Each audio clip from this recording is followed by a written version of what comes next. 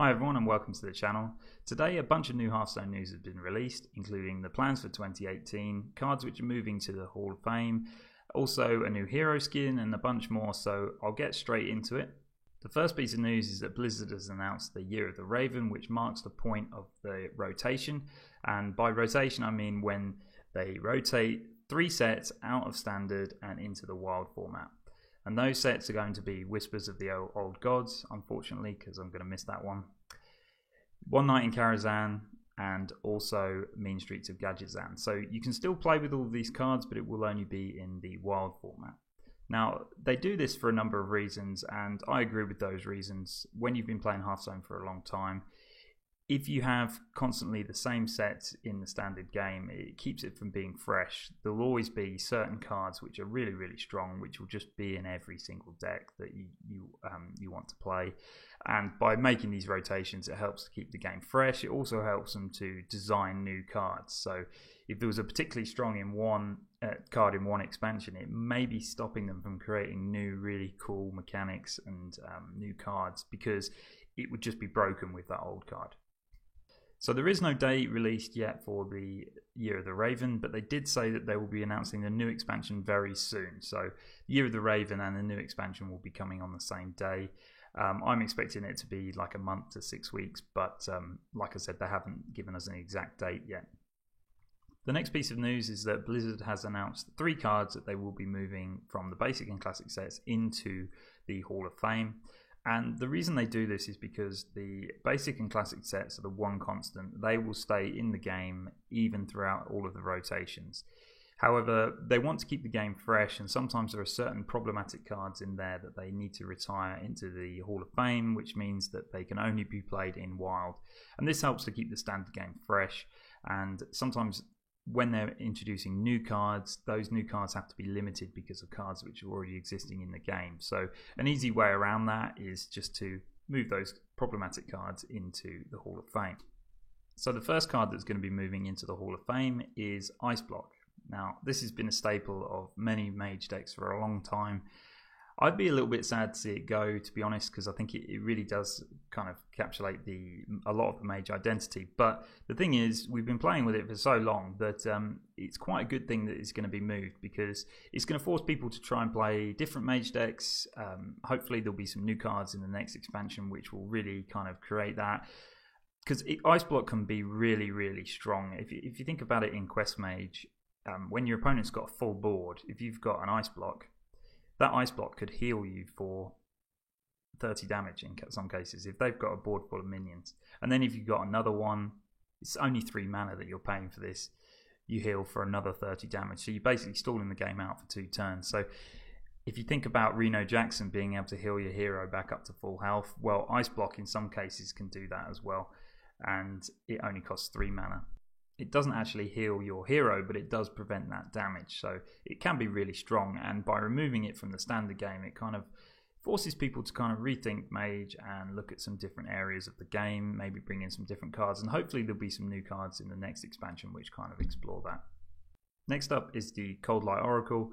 Now, I'm really sad to see this card go, because it kind of stops mill decks. Any kind of mill deck really needs the Cold Light Oracle in it as a staple, and that is because it's the way that you draw cards for your opponent to help mill their cards. Now, the problem is that it is a common card, so it can be used in any class. So it's not just specific to one class, so that kind of makes it really powerful. So any kind of class can do that, and it also prevents the designers from making new cards, because any card which is available to all decks kind of really restricts particularly fun cards that you could put into one single class, because then you have to think, well, actually it won't work well with Cold Light Oracle, or it will work too well with Cold Light Oracle, for example. So it is a sad day to see that one go, but on the flip side, playing against a mill deck is really not fun.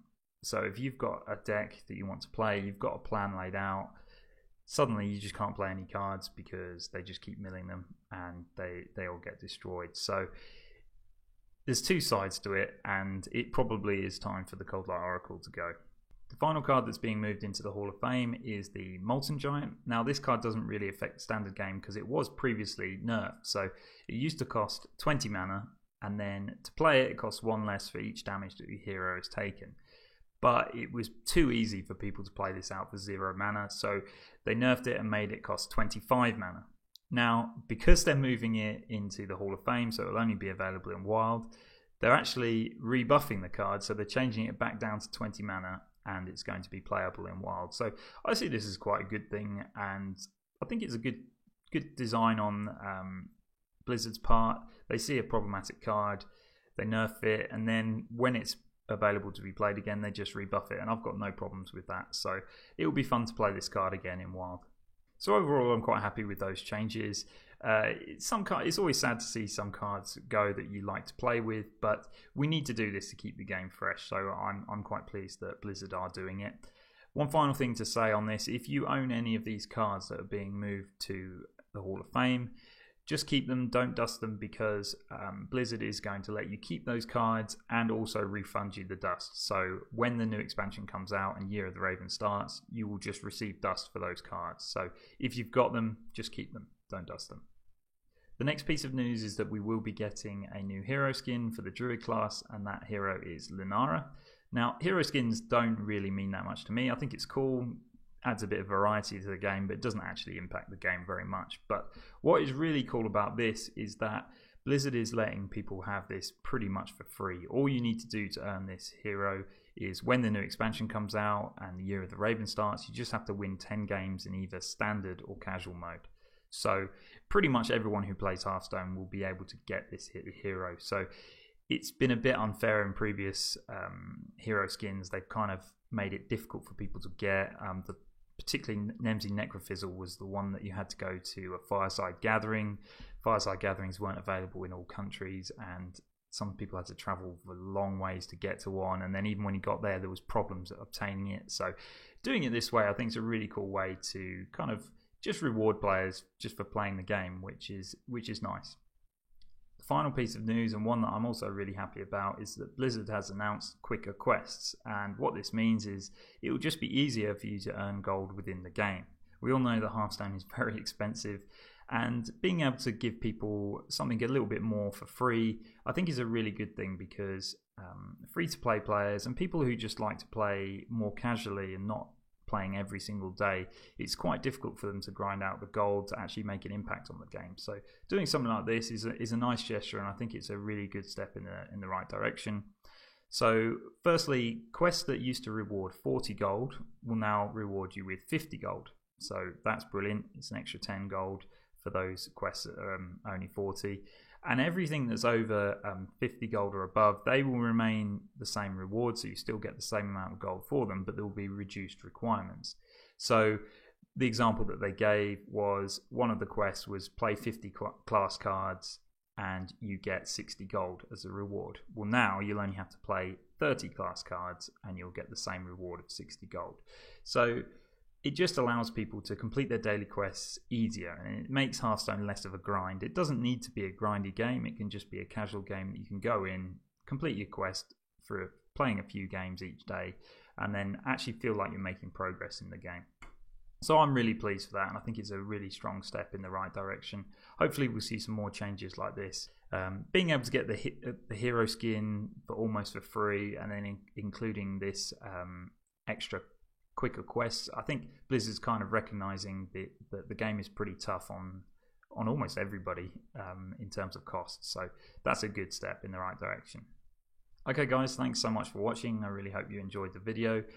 Stay tuned, because I will be covering the new expansion announcement when it happens. We don't know exactly when that will be yet, but Blizzard has said it will be very soon, so I'm looking forward to that. It's always an exciting time when we get to see all the new cards and what's coming in the new expansion.